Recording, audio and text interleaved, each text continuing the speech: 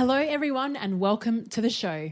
I'm your host, Leanne Hughes. I'm sure you're aware of the TED site, TED.com. So many incredible speeches on that platform. My question to you is, what is your favourite TED speech? If I had to cherry pick a few of my favourites, I would go with Yves Moreau's speech, As Work Gets More Complex, 6 Rules to Simplify. He's awesome. Of course, Simon Sinek's Circle of Safety. And today's guest has a TED speech that I use often in my workshops. His name is Julian Treasure, and his speech, How to Speak So That People Want to Listen, is in the top 10 TED Talks of all time. He's actually presented on the TED stage 5 times, and his videos have been viewed over 100 million times. Julian appeared first on the First Time Facilitator podcast back in episode 45, and I remember how excited I was prior to chatting to him, and the same thing happened prior to this interview. Now let's move on to my conversation with the incredible Julian Treasure. In this episode, we chat about the design of workspaces and how this affects our productivity, and how listening is extremely beneficial to us as speakers and facilitators. Julian shares his perspective on office spaces and how we should view offices as an organic space where you provide the environment for different types of work. He's regularly featured in the world's media, including Time magazine, The Times, The Economist, and the BBC. And he's also the founder of The Sound Agency, the audio branding company that asks and answers the question, how does your brand sound? Nowadays, Julian splits his time between London and Orkney, where he lives with his fiancée and youngest daughter. Now, onto the show. I would love to welcome back to the podcast Julian Treasure. Julian, it's great to have you back. Well, thanks for having me again. It's over a year now since we last spoke on episode 45. What have you been up to in the last year and a bit? Well, the book has gone from strength to strength. I'm not sure if last year it had won the awards that it's won, but I was deeply honoured that my book in audiobook form won both of the World Awards for Best Audiobook, the Audi and the Sovas Award. That was fantastic. So that's one thing, which was really wonderful. And also I spent a good part of last year creating an online course which builds off the TED Talk that's been seen by so many people, How to Speak So That People Want to Listen, and also the book, How to Be Heard.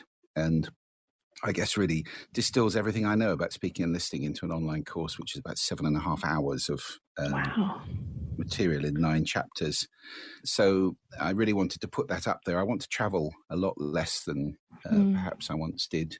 I'm not as young as I used to be, and I had a pulmonary embolism as well, which is not a nice thing. Oh gosh, wow. So really the idea is to get the work out there into the world as much as possible without me having to fly around the world doing it. So that's where we are. And then my company, the Sound Agency, has had a tremendous year last year. We've launched a new product called Mood Sonic, which is designed to improve well-being and productivity in offices. Open plan offices are nightmares for people because of the noise and because of the lack of privacy and the interruptions. And it's damaging people's health and damaging productivity massively. So we've created a soundscape or a set of soundscapes which are designed to address that. And that I'm really excited about. That's really niche, isn't it? Design of workspaces to get more effectiveness. And in the last year, I guess that's a huge year for you. And I've had a lot of productivity people on my show. A guy called Nir Eyal, I don't know if you've heard of him. He wrote a book called Indistractable and features a whole chapter on exactly what you're talking about, and even having visual cues on your desk to let people know that you are busy. But at the same time, I've noticed in workplaces, you can have all that stuff up, but it's still not a conducive environment to being productive. Yeah, definitely. I did a BBC Radio 4 documentary a couple of years ago called The Curse of Open Plan, which is still up if anybody wants to listen to it. If you search for that on the BBC or just generally The Curse of Open Plan with my name, you can listen to it. And in that documentary, I interviewed Professor Jeremy Myerson, who's a world expert in working spaces and the office environment and how the office has morphed over the years from a factory into now something much more organic. He was reflecting as we sat in the BBC, actually looking at their open plan office in central London. He was reflecting that there are no rules for this environment, exactly what you were just saying. The postman doesn't come into your house and dump the post on your living room floor, but that's what happens in the open plan office. People don't respect that you have a space, especially when you get to hot desking and so forth, where you don't have a space anymore. It's all just communal. So it is a very difficult environment, and it's clear from all of the research that noise is the number one issue, number one by miles above anything else. It's the thing that people complain about the most, and it's very important to them. We don't have enough quiet working space where people can concentrate. And unfortunately, architects and interior designers have kind of decided that open plan is one size fits all universal solution. Unfortunately, as Meyerson says, it's only good for one kind of working, which is collaboration. It's very bad for concentration or contemplation or even communication very often, because you're surrounded by noise. And actually, interestingly, the latest research is starting to show that it's not even that great for collaboration.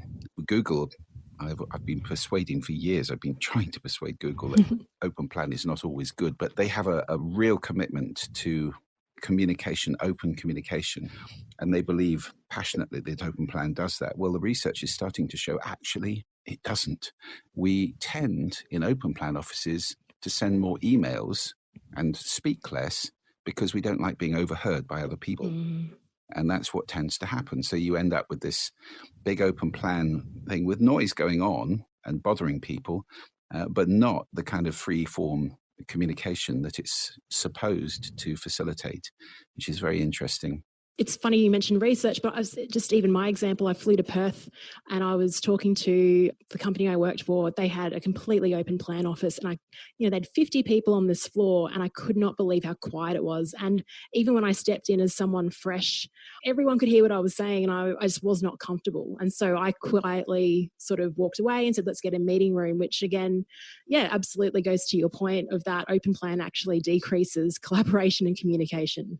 Yes, an open plan office can be too quiet or too noisy. And there are many, many. So if you imagine a bell curve, there's a sweet spot in the middle where there's just enough background kind of hubbub to mask what you're saying so you can have a private conversation.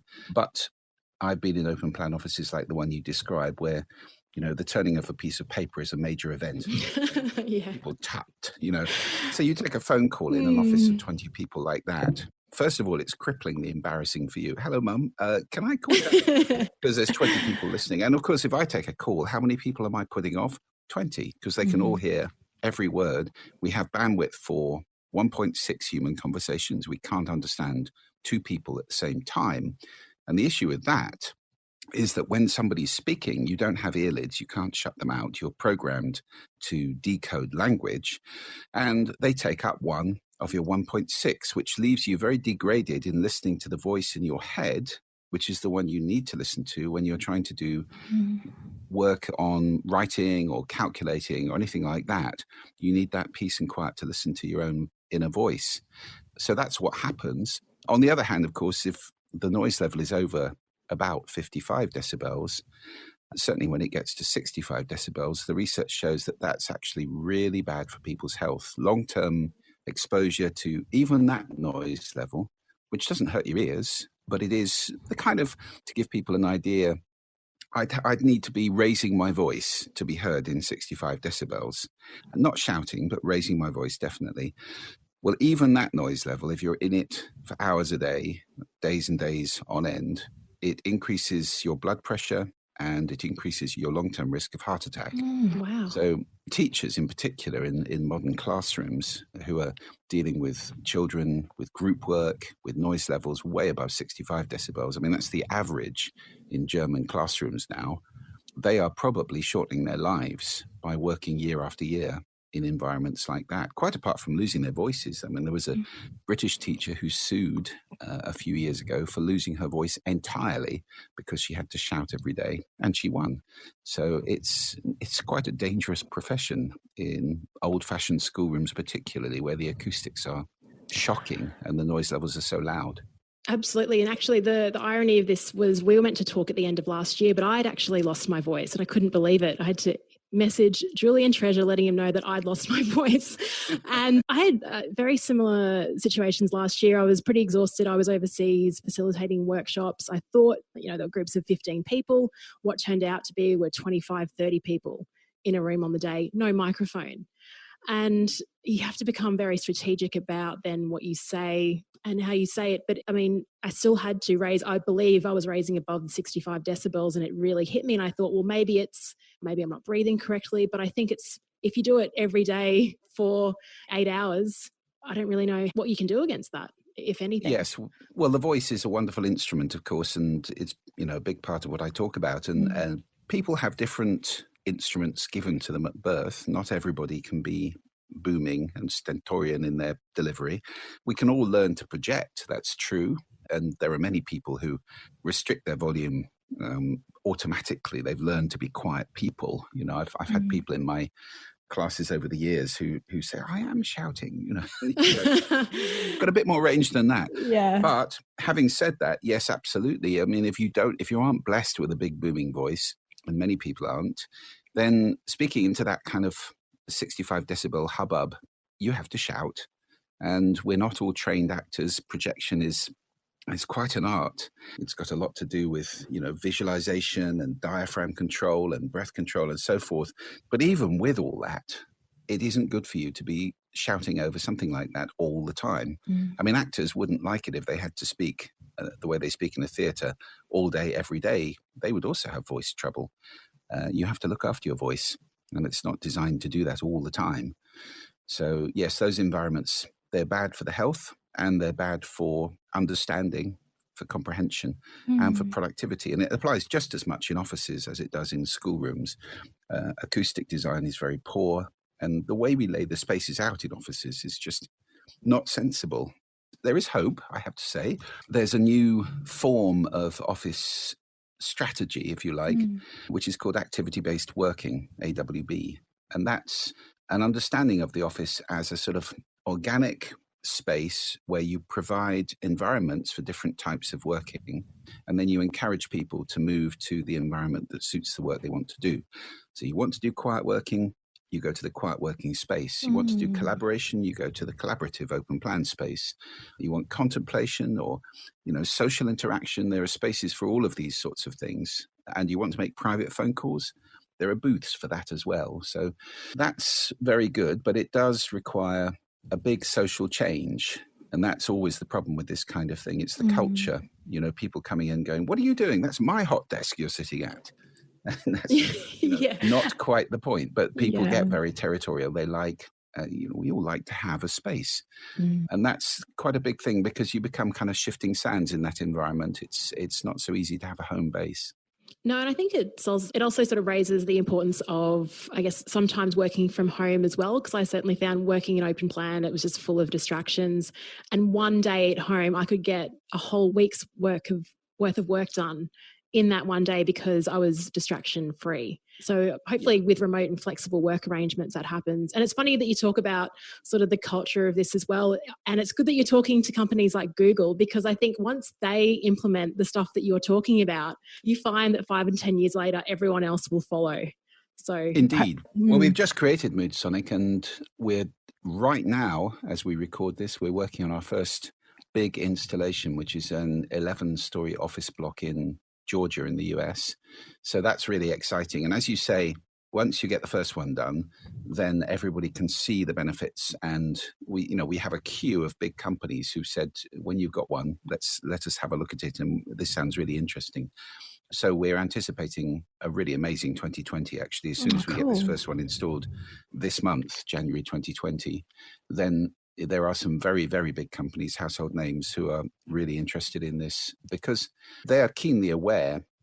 All of the research shows this. I don't know if people are interested in this. You can have a look at the Leesman Index, which is a wonderful index of the factors that affect people's productivity and happiness in work. And they've got hundreds of thousands of interviews now where they very cleverly ask 2 questions.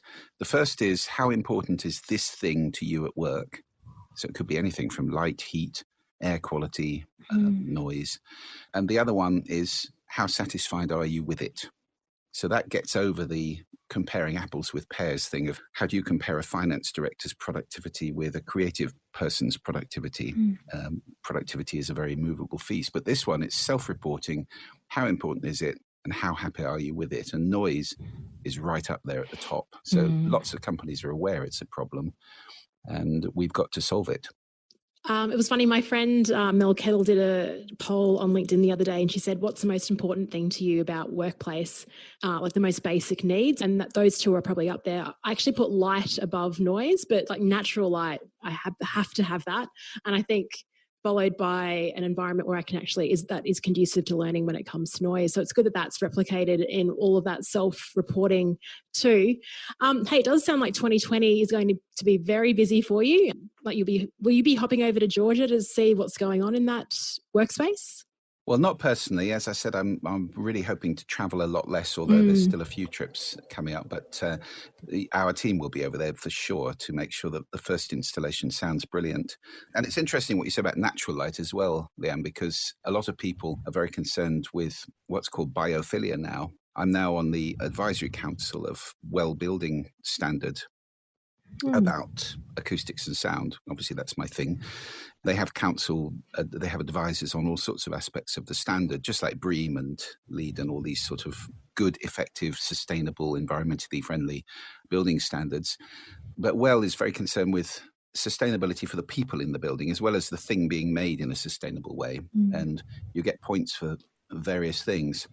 And biophilia is becoming quite significant now, getting the outside inside, getting a sense that you're not in a hermetically sealed kind of artificial box, but there's planting, or there are plant walls, or there are pictures of plants or outside or of animals and so forth. And we're doing that with sound. That's exactly what Mood Sonic does. It's biophilic sound. So it's based on nature sound and lots of research from people like Professor Hongisto in Finland showing that the typical noise that people put into open plan offices to mask other people's conversation, which is artificial, it's called filtered noise, filtered brown noise or pink noise. You know, there are different colors of noise. Not many people know that, right through to black noise, white noise most people have heard of.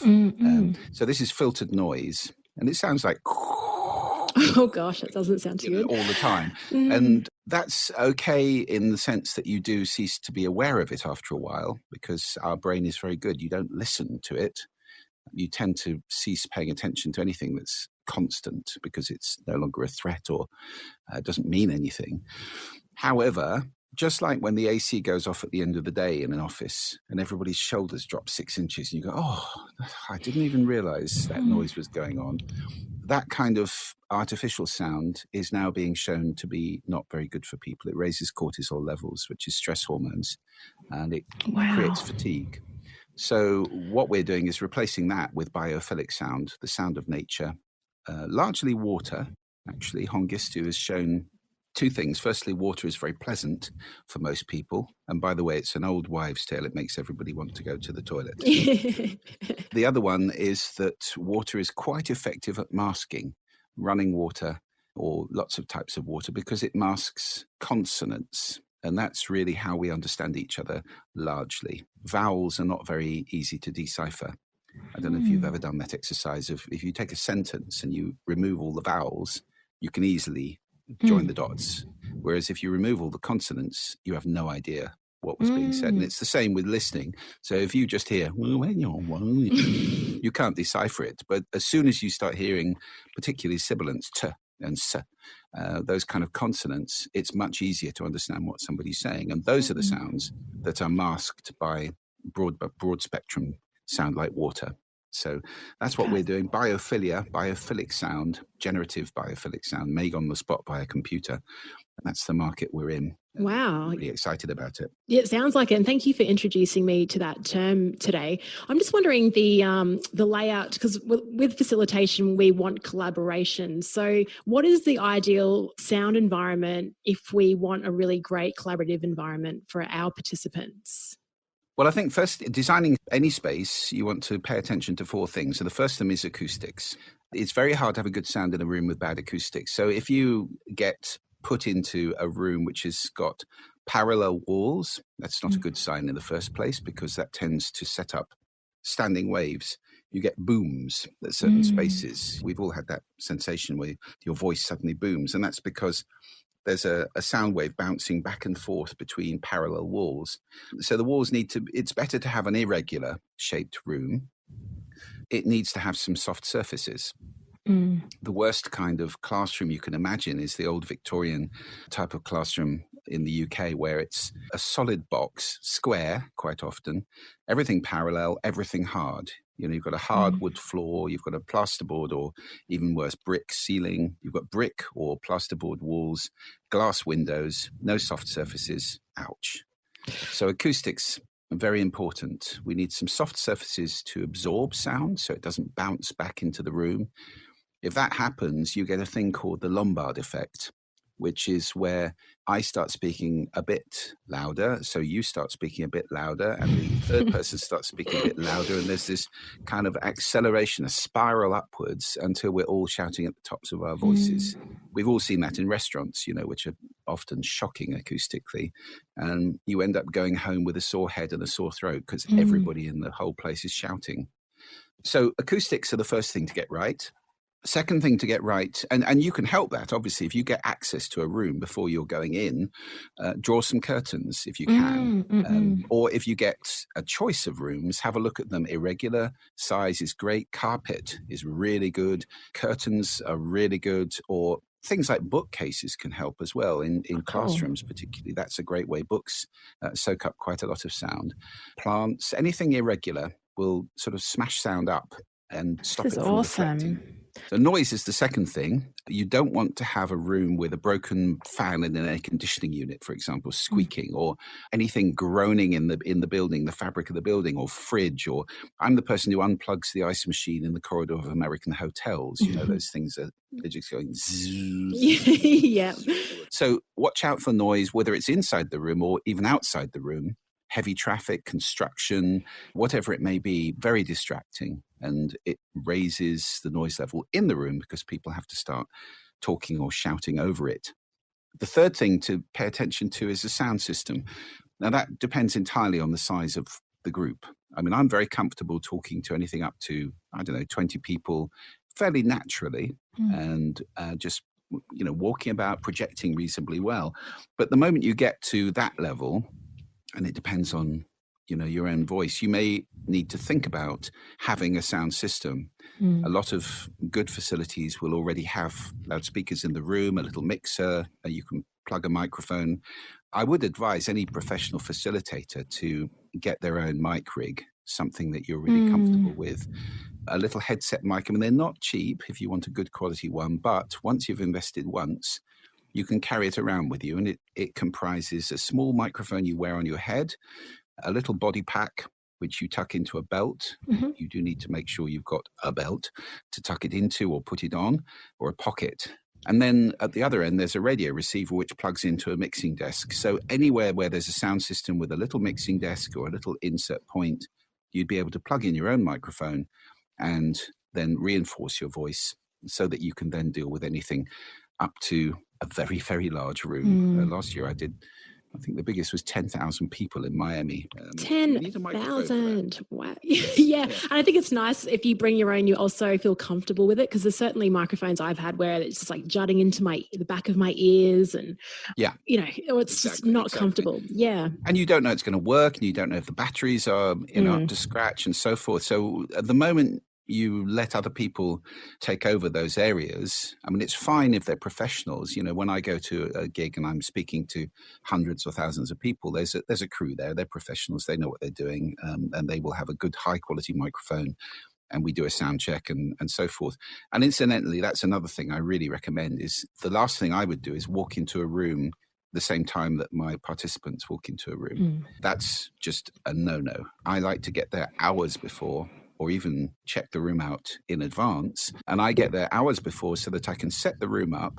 I'm a great believer in the kind of zen of a space, setting a room up so everything looks just so, and incidentally resetting it in every break so that those half-empty glasses and scrabby bits of paper and sweet wrappers and so forth, clear them all, So the room is all fresh. I do that too. Yeah. I think it's really important because, if you come back in after a coffee at 11 o'clock and the room looks lived in and rumpled, it doesn't give you a good feeling, does it? Somebody doesn't care there, and that's not a great feeling.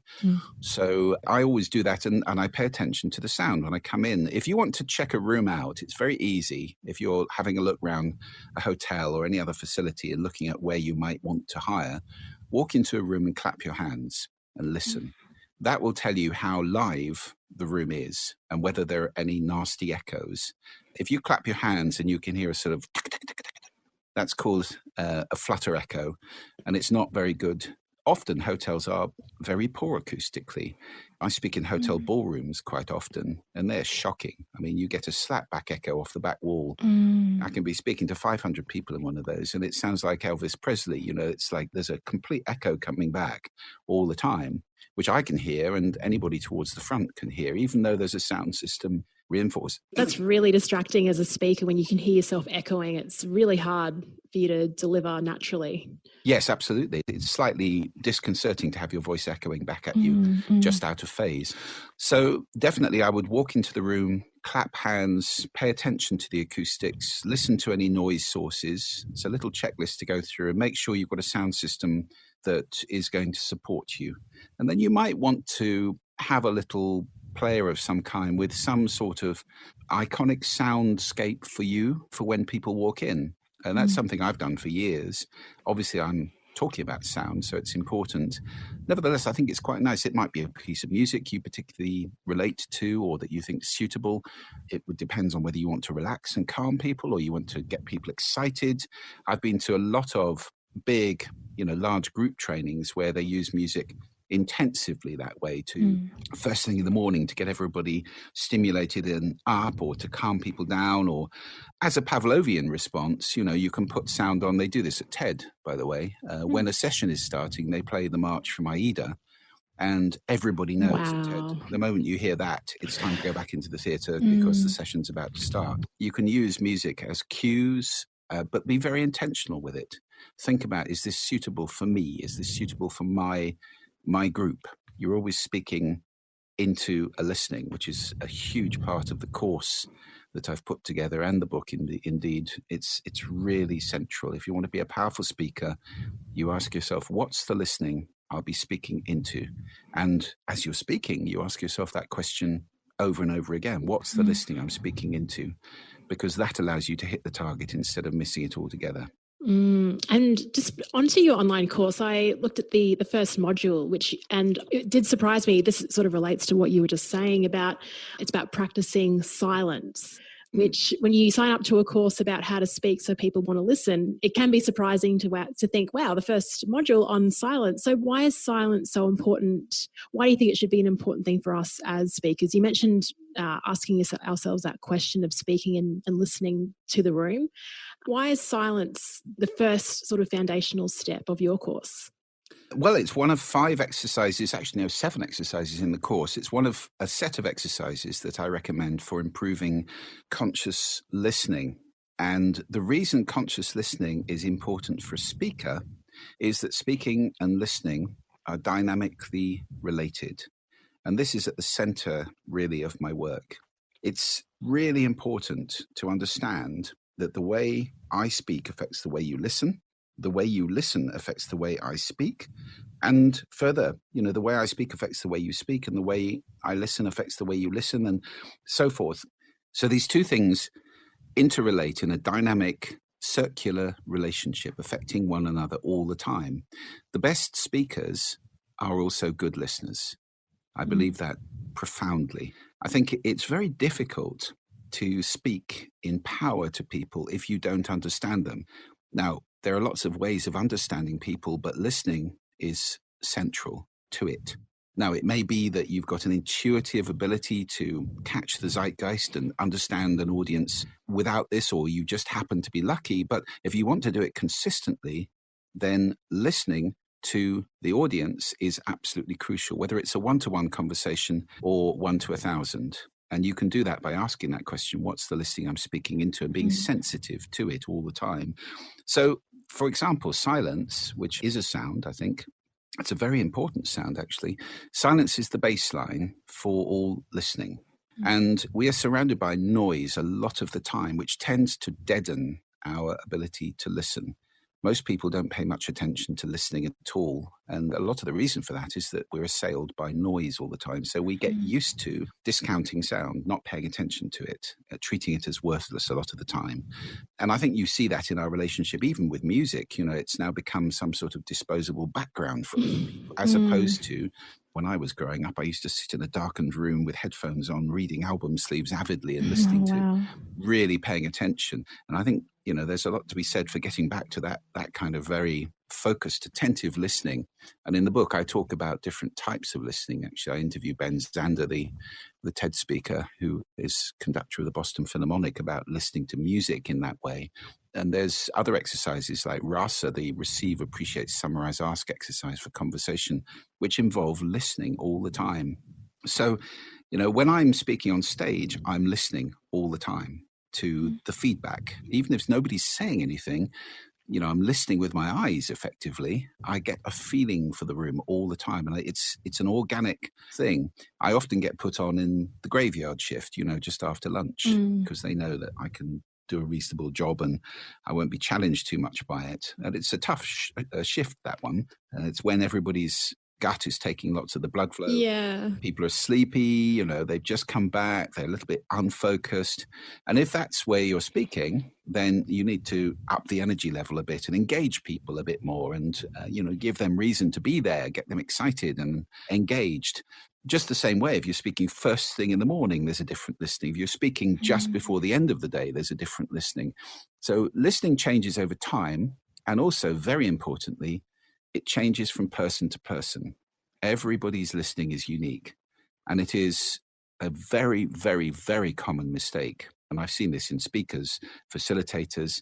It's a common mistake to assume everybody listens like I do and deliver the same thing every time.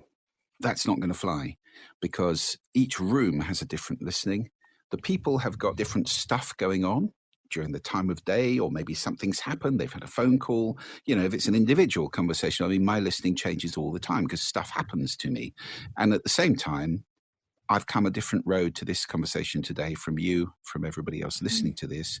So I've got different values, attitudes, beliefs. We use the same language, but that's often not the case. People have grown up with different cultures, different languages. I speak to multinational audiences all the time, and you have to be conscious of that. And we may have different intentions, expectations, assumptions about what's going on. There are all sorts of filters that affect our listening.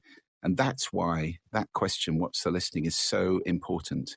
And understanding it's different every time allows you to adjust intuitively. You don't have to do a university course in this. It is simply about asking that question. And I promise you that just asking that question gets you good at intuiting the answer. I think it's a very powerful question that, look, I've got a whole checklist here when you talked about like the room and looking at that, but also just having that at the top of a checklist saying, what is the listening I'm speaking into? Just having that prompt there, even something to think about before you come back from a break. And it is interesting you talk about multinational audiences as well, because we have a lot of listeners that facilitate online conferences over different time zones. And as you said, you're just waking up in the UK. It's towards the end of my day in Australia. What does that mean for our conversation? And then, gosh, you scale that. It's pretty incredible. There is one listening activity I'd love to just quickly ask you about, because I saw it and I thought it was brilliant. It's part of the first chapter of your book, an exercise about listening to someone who you disagree with. I think this is a very challenging thing to do. And certainly in workshops, when I'm explaining a concept and I have someone that might disagree with it, just share that with the group, immediately I'm thinking, how can I respond to this?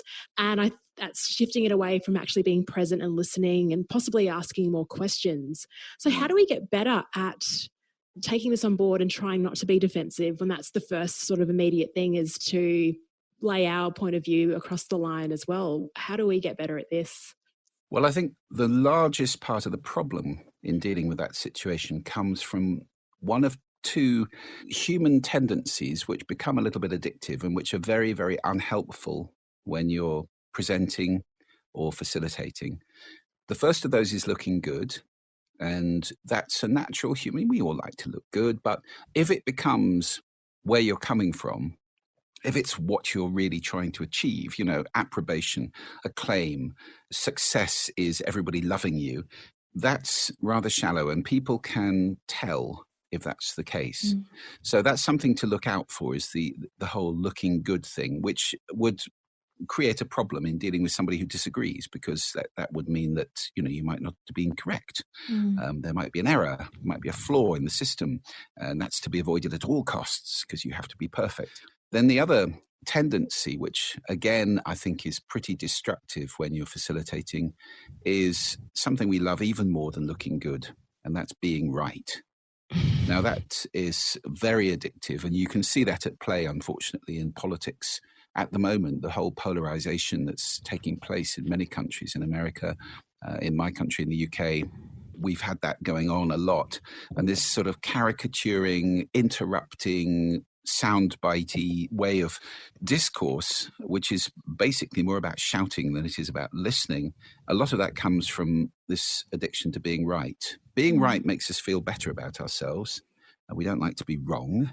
And the easiest way for me to be right is to make somebody else wrong. That's the easiest way. That elevates me. And that's the source of all this outrage addiction that we see. The media, we've got a thing going on about the royal family in the UK at the moment, and there are people polarized at both ends, outraged by other people's views, making the royal family wrong, making each other wrong, shouting at each other.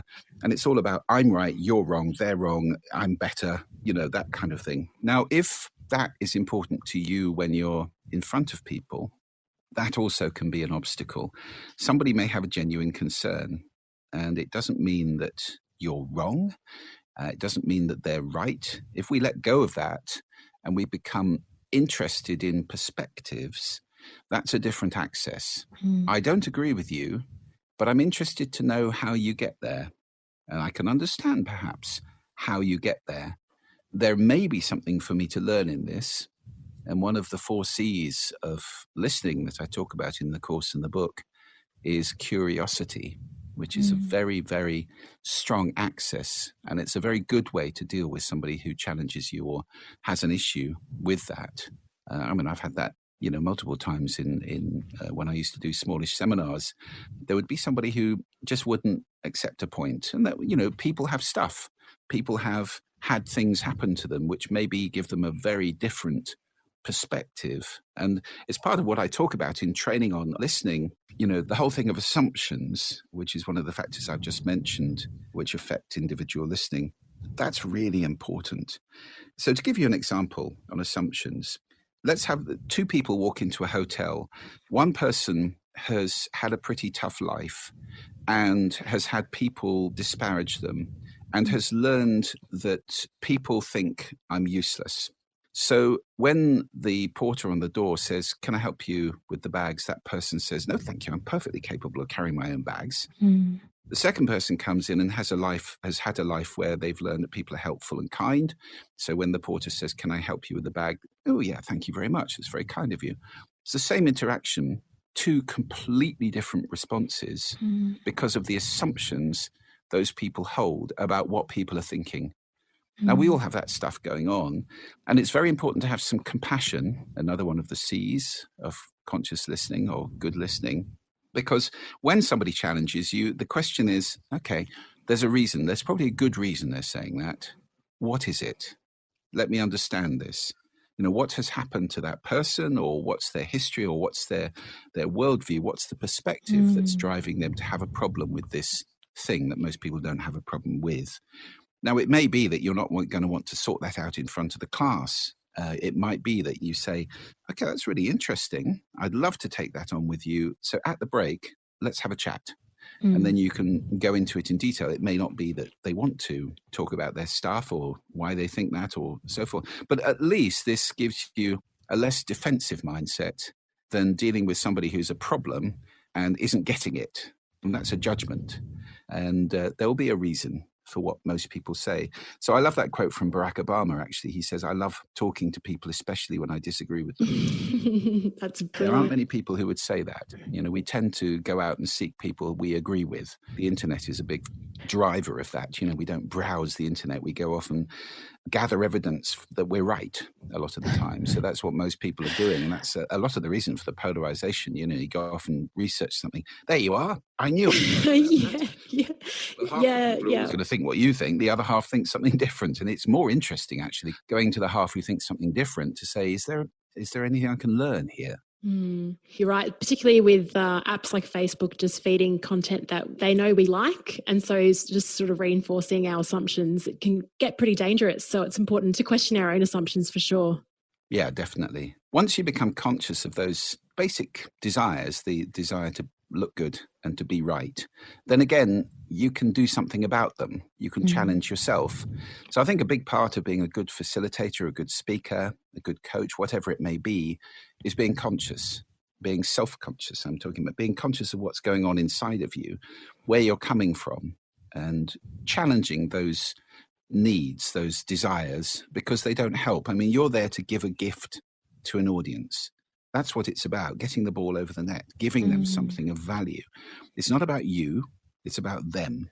And that's the really fundamental point. So the moment somebody walks on stage and it's all about them, that is a problem. And I mean, I interviewed Chris Anderson, the head of TED, for the book as well.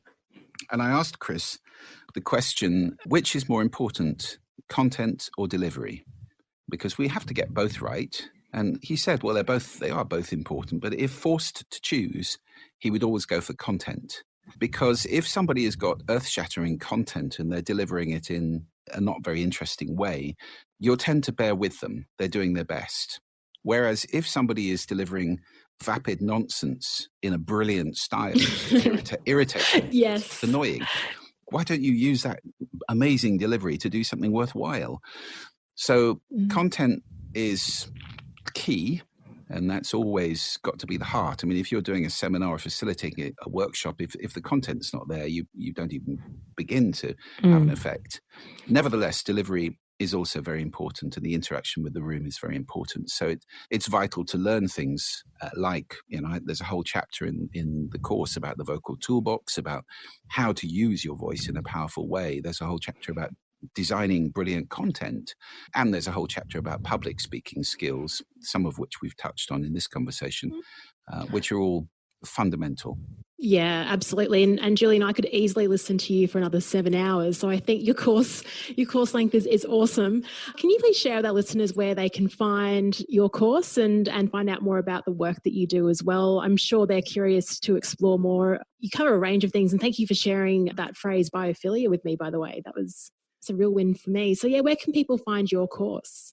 Well, lots of levels. First of all, the book is available in all the usual places. It's called How to Be Heard. So that's a great access. Secondly, if people go to my website, juliantreasure.com, they can put in their email address and we'll email 5 simple listening exercises, which are very powerful little videos from me, which are exercises that will improve conscious listening, absolutely free.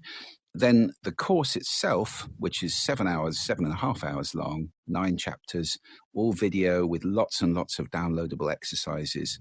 It's a really intensive piece. And if you're professionally speaking in front of people, I think that is worth investigating. That's at www.speaklistenbe.com, speaklistenbe.com. And it's currently on with a big discount, actually. So it's about half price at the moment. It's still an investment, but it's an investment for life. It's lifetime access. And it's pretty much everything I know about doing this whole thing as well as you possibly can. So it's a resource that will stay with people and be, you can come back to it over the years and refresh bits and pieces. It covers everything. That's brilliant. And thanks for investing your time in putting that all together and collating all the knowledge that you've accumulated over your career. I do get a lot of people asking questions on what else they can do to up their facilitation game. And I think that this course will cover a lot of those. So thank you so much, Julian. Look, thank you. It's been great to have you back on the show. Maybe in about a year or so, I'd like to hear what your update is and hear about this office in Georgia and how that's spread across the world. That would be awesome. Yeah. Definitely, yeah. Fun. And we might see your TED Talk crack maybe 50, 60 million in another year. Who knows? Yes. Well, it continues to go up. It's amazing. So It's I think amazing. the total viewing number is 100 million for all the TED Talks now, which is an awful lot of people. So it's daunting. That's wonderful. Julian, thank you so much for your time and for sharing everything on this podcast. Thanks for having me. Cheers.